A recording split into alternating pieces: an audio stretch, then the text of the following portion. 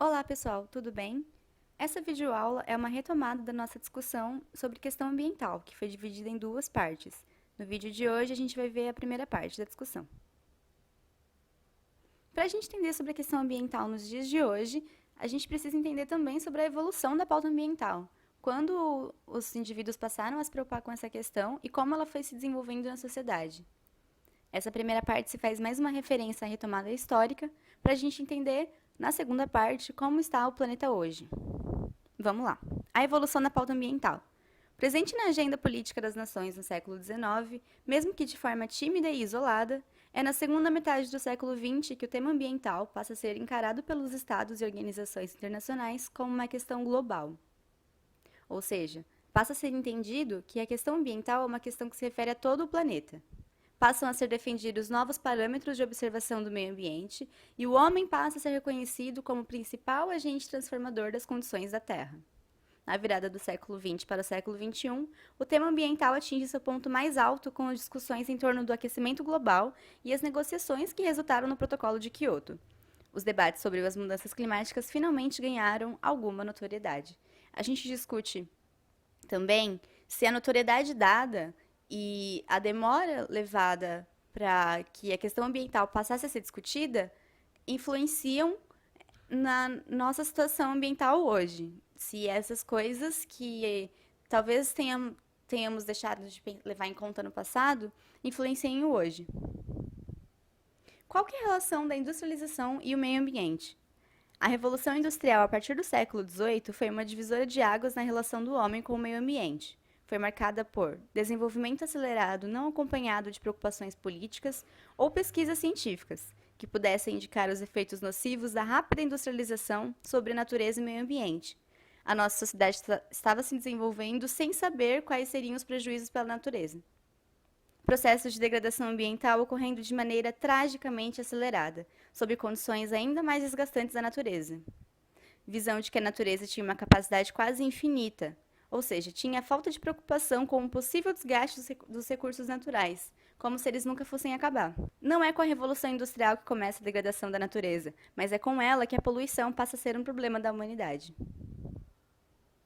Conferências climáticas.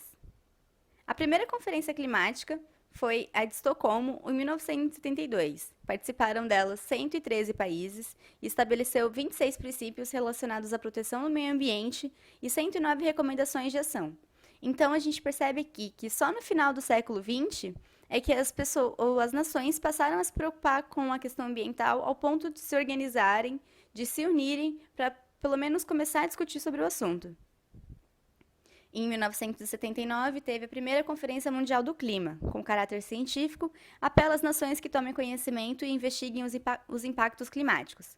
Organizada pela OMM, Organização Meteorológica Mundial, reuniu em Genebra cientistas e especialistas de 53 países e 24 organizações internacionais. Painel Intergovernamental sobre Mudanças Climáticas. Foi em 1988, a ONU criou o órgão intergovernamental que avalia e endossa pesquisas científicas, ou IPCC, Painel Intergovernamental sobre Mudanças Climáticas.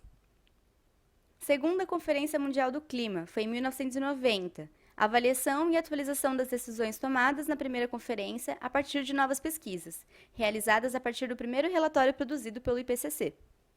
A partir desse momento, de 1990, as discussões sobre a questão ambiental e essas reuniões das nações passam a ser mais frequentes. A gente vê que, mesmo que tenha demorado, a partir do momento que surgiu a preocupação com a questão ambiental, com o tempo vai ficando cada vez mais frequente falar sobre ela, falar sobre isso. Acaba se tornando inevitável na pauta internacional discutir a questão ambiental. Em 1992, teve a ECO 92. Foi a primeira cúpula mundial sobre desenvolvimento sustentável. Com 172 países participantes, foi o primeiro passo para a criação de um tratado internacional vinculativo. Ocorreu no Rio de Janeiro e iniciou o processo de criação da UNFCCC, Convenção Quadro das Nações Unidas sobre Mudanças no Clima. Carta da Terra. Durante a Rio 92, houve proposta de uma Carta da Terra discutida mundialmente por organizações não governamentais e governos. Em 1995, no encontro de 60 representantes de diversas áreas em Haia, na Holanda, foi criada a Comissão da Carta da Terra, para organizar uma consulta mundial durante 2 anos. Somente em março de 2000, a Carta da Terra foi ratificada. O UNFCCC entra em vigor em 1994. Com 196 países membros, estabelece um compromisso internacional e reuniões anuais sobre as mudanças climáticas.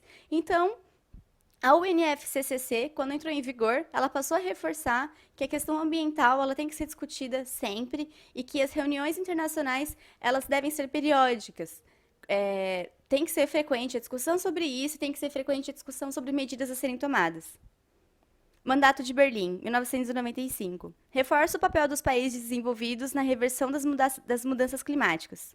A COP1, primeira conferência deliberativa da UNFCCC, tratou do fortalecimento do papel dos países industrializados no controle das mudanças climáticas e a proposta de um acordo que buscasse a redução dos gases de efeito estufa. O Protocolo de Quioto foi assinado em 1997. Ele foi o primeiro acordo que definiu metas e objetivos específicos para reduzir a emissão de gases estufa. Definiu compromissos ambientais para 37 países industrializados, considerados responsáveis pela poluição da atmosfera nos últimos 150 anos. Prevê diminuição de gases estufa apenas por países desenvolvidos e define metas específicas para cada nação, baseadas nos níveis de emissão de 1990. Cria um compromisso legal. É importante a gente ter em destaque essa parte de que o Protocolo de Quioto ele prevê a diminuição dos gases apenas por países desenvolvidos, ou seja, ele tira a obrigatoriedade dos países em desenvolvimento reduzirem a sua emissão de gases de efeito estufa, porque eles ainda precisam, tem aquela premissa de que ainda precisa desenvolver a economia. Rio+10, Declaração de Joanesburgo 2002. O documento elaborado na Rio+10, segunda Cúpula Mundial sobre Desenvolvimento Sustentável, reforça os princípios de declarações anteriores e deu origem a uma declaração que endossa e atualiza as resoluções anteriores. O boicote do presidente dos Estados Unidos, George W. Bush, ao encontro, enfraqueceu suas resoluções. O Protocolo de Quioto entra em vigor em 2005. 192 países ratificaram, os quais não possuem obrigações legais, mas espera-se que não sejam contraditórios ao acordo. Em 2008, o Protocolo de Quioto sofreu uma flexibilização. Foram introduzidos 3 mecanismos que facilitam as nações a atingirem suas metas. Joint Implementation. Países responsáveis pela emissão de gases estufa podem implementar medidas de redução de emissões em outros países também responsáveis pela troca de crédito de carbono. Mecanismo de Desenvolvimento Sustentável. Esses mesmos países responsáveis pela emissão de gases estufa podem implementar projetos de desenvolvimento sustentável em países em desenvolvimento, em troca de crédito de carbono. Comércio de emissões. Permite que os países que ultrapassarem suas metas de redução vendam seus créditos de carbono para os países que ainda não alcançaram a meta. Então, aqui a gente percebe que a questão ambiental está sendo tratada como um sistema monetário. E esse crédito de carbono realmente viram moedas. Eles podem ser trocados e investidos pelos países. A Declaração de Copenhague, em 2009, foi uma alternativa para o Protocolo de Quioto. Apresenta metas contidas e não tem vínculo legal. Não houve consenso entre as nações. Por isso, houve uma declaração genérica e o acordo não foi adotado oficialmente pela UNFCCC, não entrando no processo de assinatura. 141 países tomaram nota. Simplesmente tomaram nota. Declaração de Cancún, 2010. Formalização pela UNFCCC das decisões de Copenhague. 195 países assinaram. Somente a Bolívia se opôs. Não possui caráter vinculativo. Plataforma de Durban, 2011. Propõe a criação de um novo tratado internacional como sucessor do Protocolo de Quioto. Neste mesmo ano, o Canadá se retira do Protocolo de Quioto por considerar que a ausência de controle das emissões dos Estados Unidos e da China torna o acordo ineficiente. Estados Unidos nunca assinou o documento e China é desobrigada a cumpri-lo por ser um país emergente. Lembra que eu falei que era importante a gente ter em destaque que no Protocolo de Quioto, os países emergentes eles não têm a obrigatoriedade de diminuir sua emissão de gases de efeito estufa. Com isso, 2 dos países que são os 3 maiores emissores desses gases no planeta, China e Índia, não têm essa obrigatoriedade. Então, eles podem continuar emitindo sem um limite. Os Estados Unidos se opôs a isso desde o início e não assinou, não fez parte do protocolo. Então, os 3 maiores emissores do planeta não tinham um limite obrigatório para reduzir sua emissão de gases de estufa. Então, o protocolo não seria não teria sucesso. Rio+20, em 2012. O objetivo da terceira Conferência das Nações Unidas sobre o Desenvolvimento Sustentável foi a renovação do compromisso político com o desenvolvimento sustentável. Discutiu temas para o futuro e produziu uma declaração intitulada O Futuro que Queremos, preocupada em atingir uma economia sustentável que busque reduzir a degradação do meio ambiente, que combata a pobreza e assegure a produção de alimentos para todos. Emenda de Doha, 2012.